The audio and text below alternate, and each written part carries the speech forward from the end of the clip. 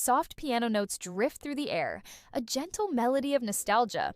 Two young boys, laughing, running through sun-dappled fields. Their world is small, but their dreams are vast. Jake and Tom, inseparable. Best friends forever, they promised. Childhood summers blur into teenage adventures. Shared secrets whispered under starry skies. Plans for the future, sketched out with the confidence of youth. But time is a relentless force. It marches on, heedless of the bonds it stretches. College beckons, different paths, different cities.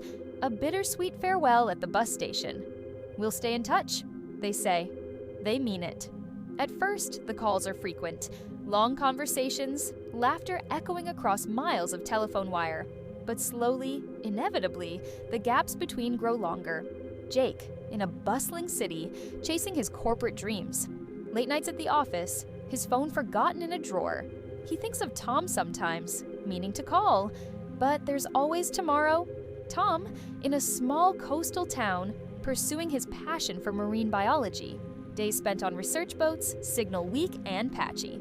He composes messages to Jake in his head, never quite finding the right moment to send them.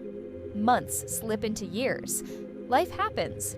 New friends, new loves, new challenges.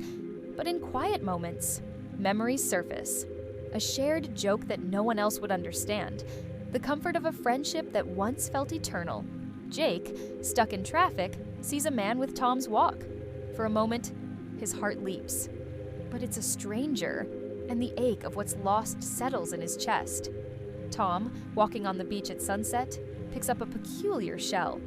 He smiles, remembering how Jake would have loved to add it to their childhood collection. The smile fades as he realizes there's no one to share this moment with. They both reach for their phones, fingers hovering over contact lists. But doubt creeps in.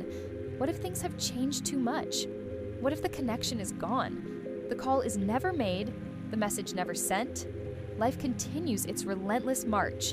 Careers flourish, families grow. But there's always a Jake-shaped hole in Tom's life, a Tom-shaped emptiness in Jake's world. At a high school reunion, they both decide not to go. Too busy, they tell themselves, but deep down, they know. They're afraid of facing what's been lost. Jake, now a father, watches his daughter make a best friend. He sees the pure joy of that connection and feels a bittersweet pang. He wonders if Tom has kids now too. Tom, receiving an award for his research, scans the audience. For a fleeting moment, he imagines Jake there, cheering him on like in the old days. Years pass, gray hairs appear. Life's pace slows a little.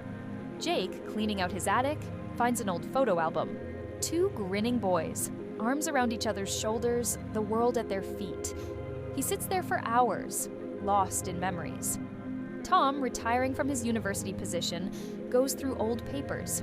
A faded ticket stub from a concert they attended falls out. The music of that night echoes in his mind, along with the sound of Jake's laughter.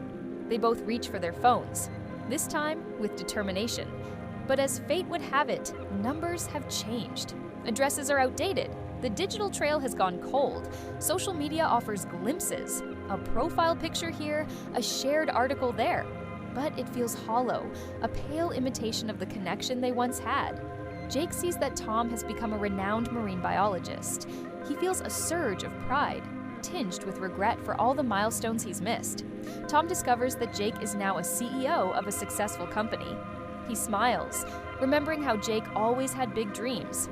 He wishes he could congratulate him in person. Life continues, but now with a constant undercurrent of what-ifs and if-onlys. In quiet moments, they both wonder, what would it be like to reconnect? To bridge the gap of years and experiences?